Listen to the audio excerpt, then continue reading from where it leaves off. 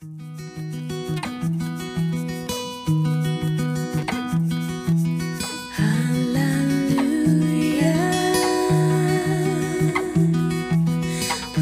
Yahuwah.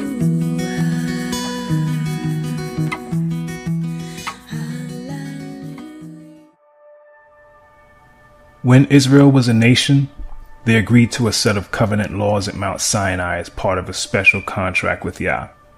It meant that they were to be his people, and he would in turn be their Elohim.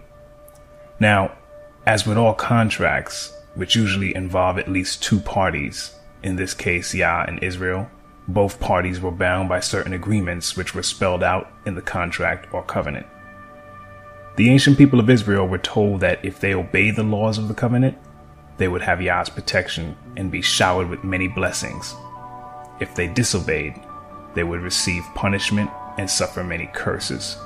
Sadly, our ancestors chose the latter, and following that fateful decision, the nation of Israel was thereafter thrust into a series of events that eventually resulted in a time of trouble and punishment whose ill effects are still felt to this very day. $890. That's a good buy. $890. Before long, ancient Israel experienced a civil war and eventually split into two kingdoms, with the tribe of Judah leading a two-tribe kingdom to the south and 10 tribes forming a kingdom to the north. After a period of self-rule, the independence of the northern kingdom was threatened by the Assyrians. We get that account in the book of 2 Kings. Hoshea, son of Elah, began to rule over Israel in the 12th year of King Ahaz's reign in Judah. He reigned in Samaria 9 years. He did what was evil in Yah's sight, but not to the same extent as the kings of Israel who ruled before him. King Shalmaneser of Assyria attacked King Hoshea, so Hoshea was forced to pay heavy tribute to Assyria. But Hoshea stopped paying the annual tribute and conspired against the king of Assyria by asking King So of Egypt to help him shake free of Assyria's power. When the king of Assyria discovered his treachery, he seized Hoshea and put him in prison. Then the king of Assyria invaded the entire land, and for 3 years he besieged the city of Samaria. Finally, in the 9th year of King Hoshea's reign, Samaria fell, and the people of Israel were exiled to Assyria. They were settled in colonies in Halah, along the banks of the Habor River in Gozan, and in the cities of the Medes. This disaster came upon the people of Israel because they worshipped other deities. They sinned against Yah their Elohim, who had brought them safely out of Egypt and had rescued them from the power of Pharaoh, the king of Egypt. They had followed the practices of the pagan nations Yah had driven from the land ahead of them, as well as the practices the kings of Israel had introduced. This gives us a good picture of why the northern kingdom was punished by being exiled to Assyria. But later, Judah, which was the only kingdom left, also ended up doing that which was not right in the sight of Yah. 2 Kings chapter 24 informs us that the last independent king of Judah, Jehoiakim, reigned for 8 years, practicing evil before Yah unleashed the forces of Babylon on the kingdom of Judah, which ended in that nation being led away captive as well. 70 long years of captivity was experienced in Babylon, and the ancient Israelites witnessed the fall of that empire and the rise of the next. After the 70 years had expired, the new Persian king, Cyrus the Great, allowed the people of Judah to return to their homeland and rebuild. This event was recorded in the scriptures. In the first year of King Cyrus of Persia, Yah fulfilled the prophecy he had given through Jeremiah. He stirred the heart of Cyrus to put his proclamation in writing and to send it throughout his kingdom. This is what King Cyrus of Persia says: Yah, the Elohim of heaven, has given me all the kingdoms of the earth. He has appointed me to build him a temple at Jerusalem, which is in Judah. Any of you who are his people may go to Jerusalem in Judah to rebuild this temple of Yah, the Elohim of Israel, who lives in Jerusalem. And may your Elohim be with you. Wherever this Hebrew remnant is found, let their neighbors contribute toward their expenses by giving them silver and gold, supplies for the journey, and livestock, as well as a voluntary offering for the temple of Elohim in Jerusalem. That second temple was indeed rebuilt, and it existed until the time of Yeshua, who prophesied its ultimate destruction. Sadly, many of the people of Judah rejected Yeshua, as they failed to understand the many prophecies and types that pointed to him, such as those found in Exodus 12 verse 5, Zechariah 13 verse 6, Genesis 49 verse 10, Isaiah 7 verse 14, Micah 5 verse 2, and so many others. Yeshua highlighted their rejection of him in several parables. A notable one is the parable of the evil farmers, which can be found in Matthew 21 verses 33 to 46. And in it, Yeshua reveals what the rejection of the nation he was sent to would result in. Following the fulfillment of the parable of the evil farmers, wherein they murdered the son of the vineyard owner, that being Yeshua, and after the rejection of his emissaries, the fate of Judah and Jerusalem was pretty much sealed. Yeshua prophesied the destruction of Jerusalem and pointed to the future of the people of Judah, which was right in line with the curses of Deuteronomy 28. And when you see Jerusalem surrounded by armies, then you will know that the time of its destruction has arrived. Then those in Judea must flee to the hills. Those in Jerusalem must get out, and those out in the country should not return to the city. For those will be days of Elohim's vengeance, and the prophetic words of the scriptures will be fulfilled. How terrible it will be for pregnant women and for nursing mothers in those days. For there will be disaster in the land and great anger against this people.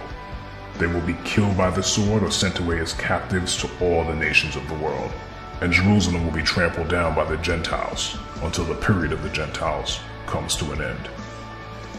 This particular prophecy, as you can see, stretched throughout time, with Jerusalem being controlled by the Romans, who were the first to march on her following Yeshua's prediction. Roman rule lasted for hundreds of years after the initial siege. Then the Romans eventually lost hold of Jerusalem to the Muslims. And thereafter various caliphates controlled Jerusalem until the time of the Crusades. During this long period, popes allied with European kings to fight against Muslims. The Crusades were first and foremost an expression of papal authority against the enemies of the Church. The First Crusade was preached by a pope, Pope Urban II, in France in the year 1095. With reference to the Muslims and their advance in Europe and in Jerusalem, I think the Christians in Europe believed that the Islamic message of Muhammad was against and contradictory to what the Christians were saying. They were worried that this idea could possibly overrun the Christian idea. Pope Urban conceived this idea. It's not a sin if you kill non-Christians, if you kill non-believers in our faith. And so he made this deal that if you go and fight in the Holy Land, you will be forgiven all your past sins. A knight could sin as much as he liked, and simply by going to the Holy Land, he had been given his passport to heaven. And that was an extremely attractive deal. And combined with that, he could win fame, he could win glory, and he could come back with the treasures of the Near East. These are the things that drew knights in their tens of thousands to go on crusade. The bloodletting of the Crusaders spread throughout the Islamic lands. Everybody heard stories about the massacre of unarmed individuals. It created this intense rage amongst Muslims. In a sense, it resulted in a new kind of Muslim crusade, a desire to raise an army to go back to liberate Jerusalem from the Crusaders as an act of piety on the part of Muslims. I don't think any of those young men, either Christian or Muslim, could possibly have imagined that their struggle could possibly still be playing itself out 1,000 years later in the area that we call the Middle East today.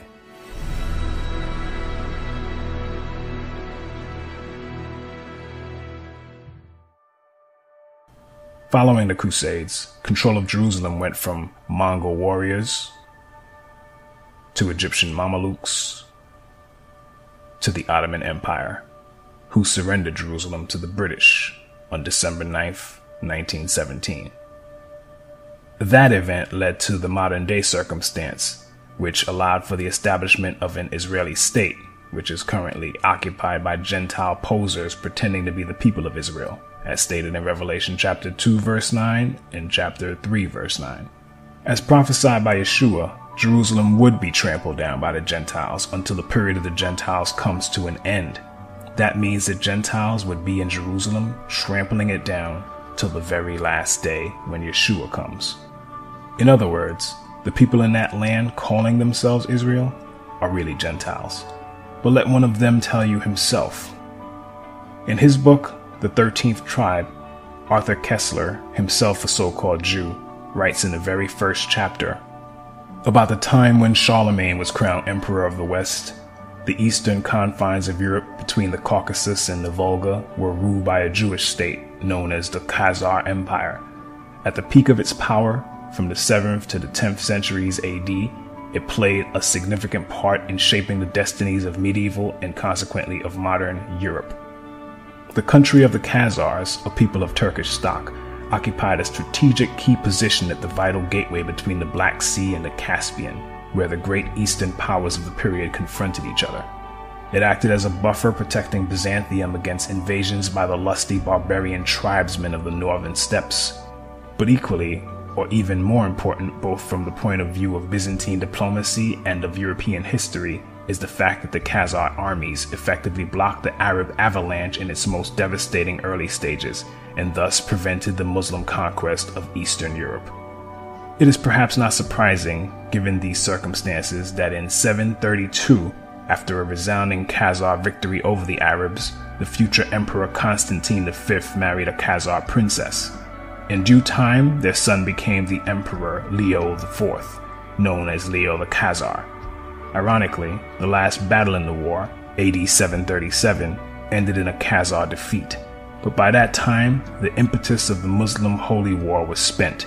The Caliphate was rocked by internal dissensions, and the Arab invaders retraced their steps across the Caucasus without having gained a permanent foothold in the north, whereas the Khazars became more powerful than they had previously been.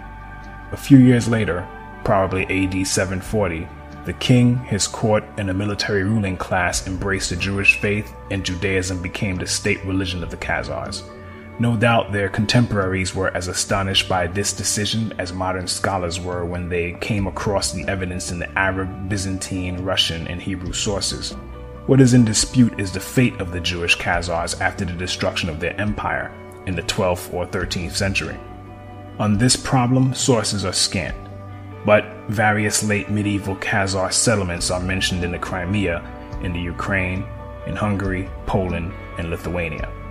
The general picture that emerges from these fragmentary pieces of information is that of a migration of Khazar tribes and communities into those regions of Eastern Europe, mainly Russia and Poland, where, at the dawn of the modern age, the greatest concentrations of Jews were found.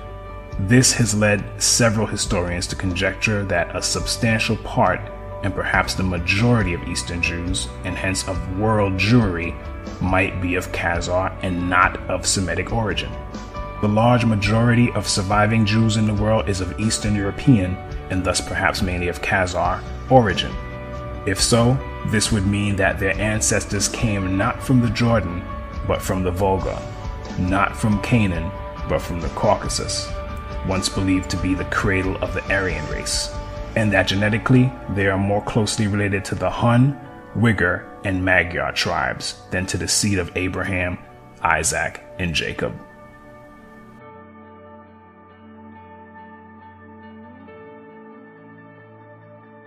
Tell me, what did you mean in the title of your book that the Jewish people had been invented?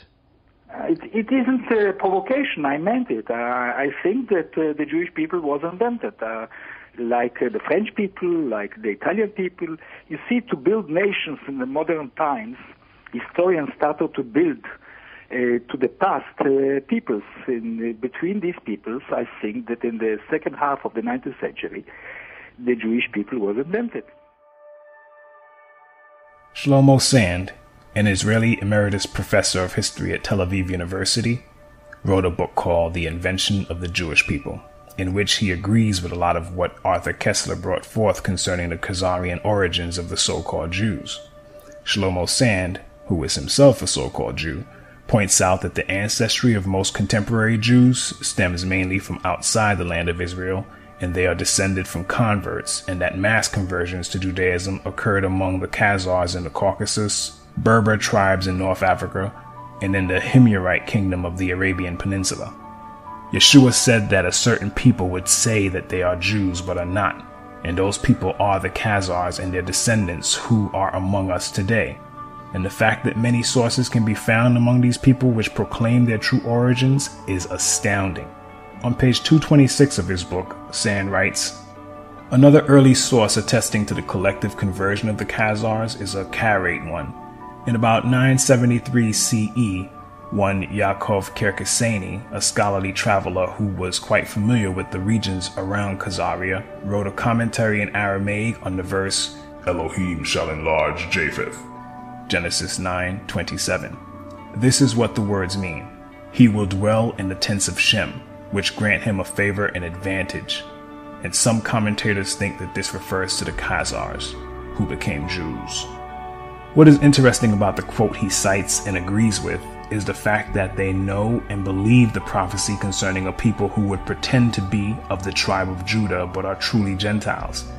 And they base this on Genesis 9 verse 27, which coincides with Revelation 2 verse 9 and 3 verse 9. What's more, most of the world is buying into this deception, and for the present day Khazarians, that's probably reason to celebrate.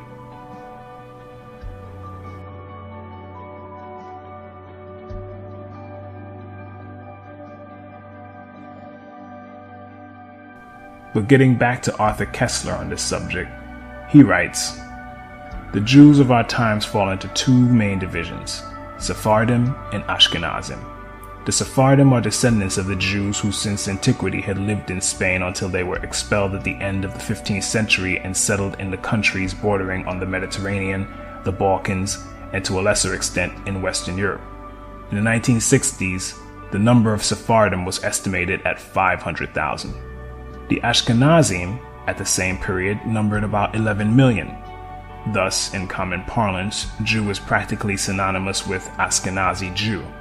It should be mentioned that the Ashkenaz of the Bible refers to a people living somewhere in the vicinity of Mount Ararat in Armenia.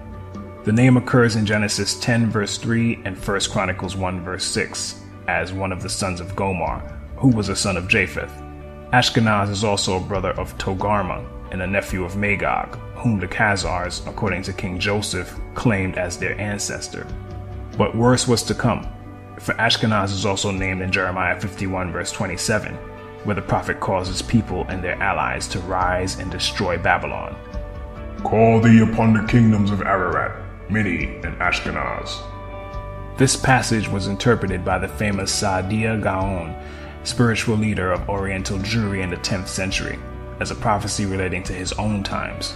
Babylon symbolized the Caliphate of Baghdad, and the Ashkenaz who were to attack it were either the Khazars themselves or some allied tribe. So, as we have seen from the words of Arthur Koestler, historically, the Khazars and their descendants do not identify with Shem.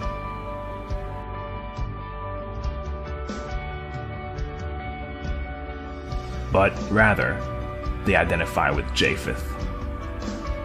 And that is proved out in their own writings. This is a major fulfillment of scripture. All that being said, what happened to the real people of Judah in 70 AD, following the siege and destruction of Jerusalem? The ones who weren't captured by the Romans and killed or enslaved escaped. But where did they go? First, you have to understand that whenever trouble arose, such as severe famine in the land, our forefathers and mothers were known to migrate in order to avoid it. There are three famous accounts of Abraham, Isaac, and Jacob heading south when famine struck at different periods in each of their lifetimes. Abraham and Jacob went all the way south to Egypt, but Isaac went as far as Gerar. And let's not forget Joseph and Mary, who also fled south to Egypt with Yeshua to escape trouble. These acts are all somewhat prophetic, as they are a major clue as to what happened to the people of Judah following the destruction of Jerusalem. In his book, From Babylon to Timbuktu, author and historian Rudolph R. Windsor, a true Hebrew, writes, "In the year 65 BC, the Roman armies under General Pompey captured Jerusalem. In 70 AD, General Vespasian and his son, Titus, put an end to the Jewish state with great slaughter. During the period of the military governors of Palestine, many outrages and atrocities were committed against the residue of the people. During the period from Pompey to Julius, it has been estimated that over 1 million Jews fled into Africa, fleeing from Roman persecution and slavery. The slave markets were full of black Jewish slaves. After the fall of the Carthaginian metropolis in North Africa, Roman power became dominant in the Barbary states. The pagans and the Romans attacked the Jews indiscriminately, both the Jewish soldiers and the uninvolved peaceful population. As a result of this merciless attack, many Jews fled to those parts of Northwest Africa known as Tunisia, Algeria, Morocco, and Mauritania. Many other Jews fled to the areas where Rome did not have any jurisdiction. This was to the region of the south, the Sahara Desert, and the Sudan." Windsor also tells us on page 86 and 87 that more descendants of Judah fled to the west coast of Africa in the 7th century after the Visigoths assumed power and began to suppress Hebrew customs with forced baptisms to Christianity.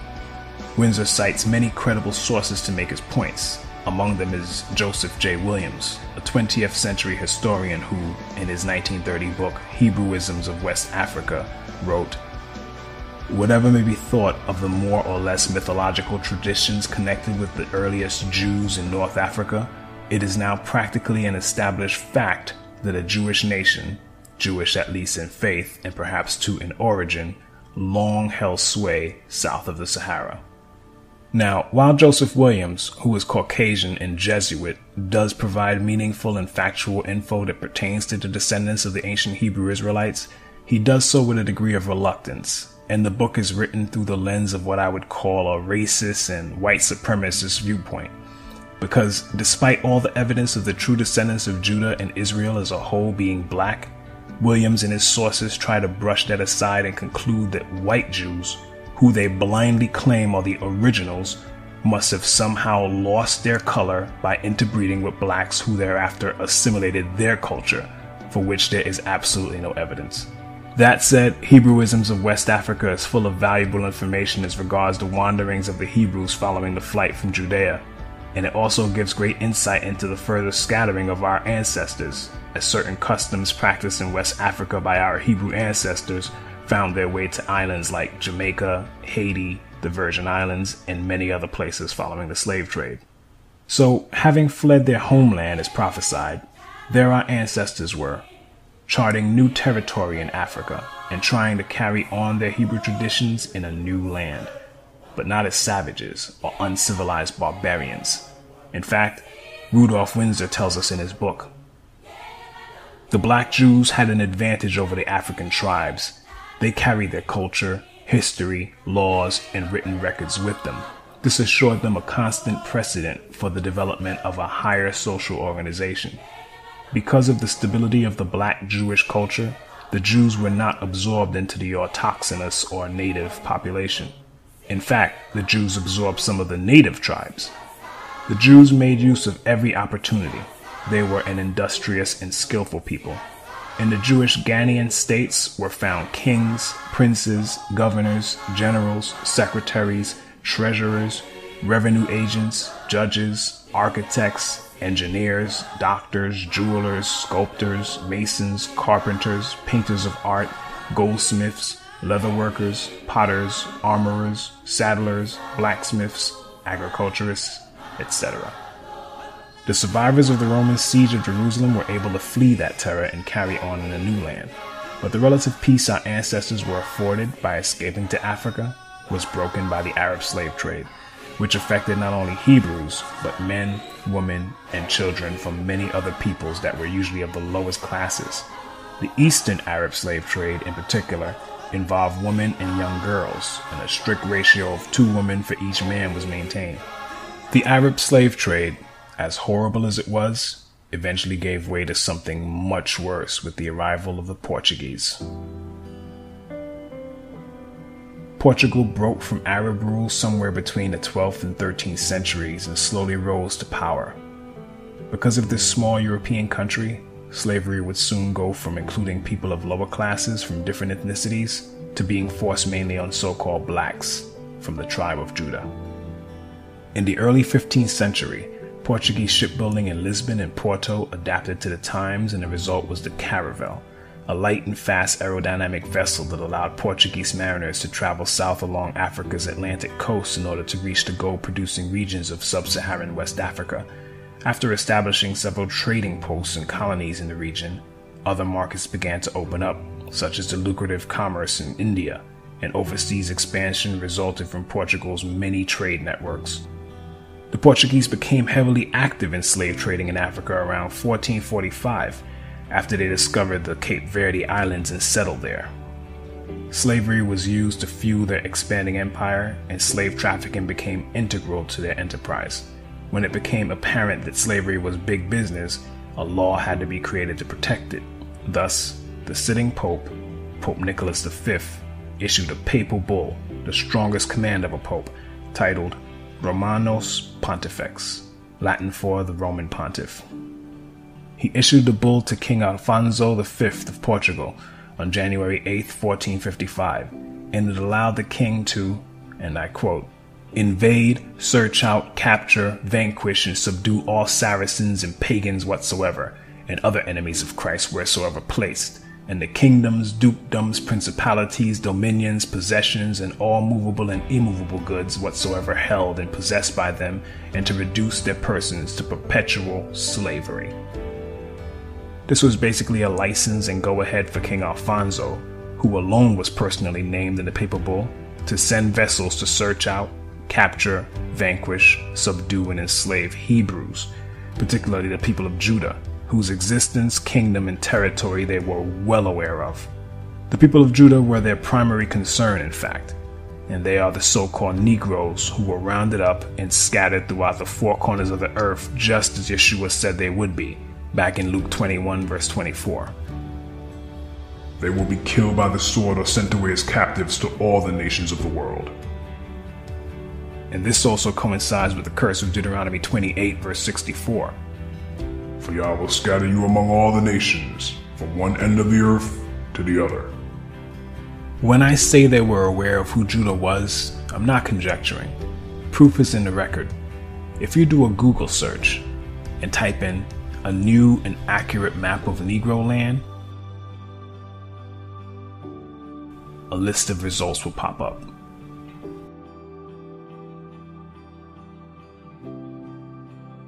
As of the date of this recording, Swain.com still works. Click on it and a page will open up showing a 1747 map of West Africa by 18th century English map engraver Emmanuel Bowen. And then click on the image of the map itself. Move your mouse pointer to the area that is now present-day Ghana and click on it to enlarge the map. Click it again and you will clearly see that what is now called Ghana was once the slave coast, which the map maker labeled the Kingdom of Judah, dropping the H at the end. This is where many of the people of Judah were shipped from, like sardines in a can. Yet today, the elites and their paid professors would have you believe that we are Africans or Hamites, when in truth we are Shemites. They themselves know this to be a fact. In Zondervan's Compact Bible Dictionary, for instance, the definition for Ham reads as follows. Ham, the youngest son of Noah, born probably 96 years before the flood, and one of 8 persons to live through the flood. He became the progenitor of the dark races, not the Negroes, but the Egyptians, Ethiopians, Libyans, and Canaanites. They say not the Negroes because Shem is the progenitor or father of the Negroes. Though both lines are comprised of so-called blacks, Africans and so-called African Americans are not the same. We are Hebrews and they are Hamites. But there are still many Hebrews in Africa, however. But getting back to our history, despite the papal bull pertaining solely to the King of Portugal, that didn't stop other empires and nations from getting in on the action. Over the centuries, Spain, Britain, France, the Dutch, Canada, the United States, and many African countries participated in the transatlantic slave trade. And this fulfills certain prophecies, such as Psalm 83, which I urge you to read with your eyes open. And Joel 3 verse 6. You have sold the people of Judah and Jerusalem to the Greeks, so they could take them far from their homeland.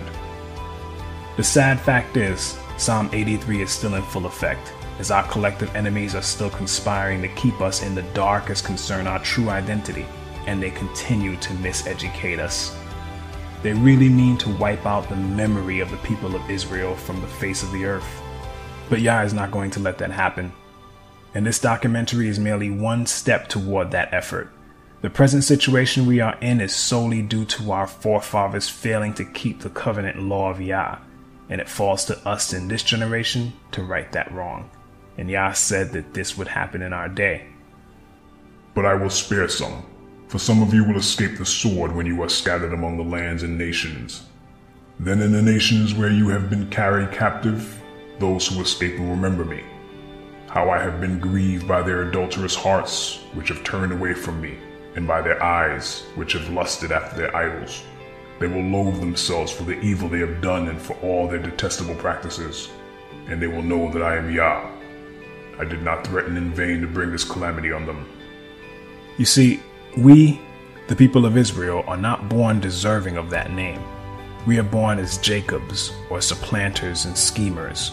But to truly earn the right to be called Israel, we, like our father Jacob, will have to be faithful and wrestle with Yah until we are overcomers. Those of us who do this will be the ones who will truly be called Israel and form the remnant of the kingdom. Having said that, please don't let this be the end of your search for truth on this subject. Continue to dig for it and pray that Yah gives you discernment, since a great deal of deception is out there regarding this topic, and spread the word to your friends and family, and he or she that has ears to hear and eyes to see among them will get it. I hope that this brief history has enlightened you and brought a degree of understanding as concerns our past, which goes well beyond Africa. The so-called Negroes, blacks, and African Americans are actually the descendants of the people of Judah, and that is something they don't want us to know.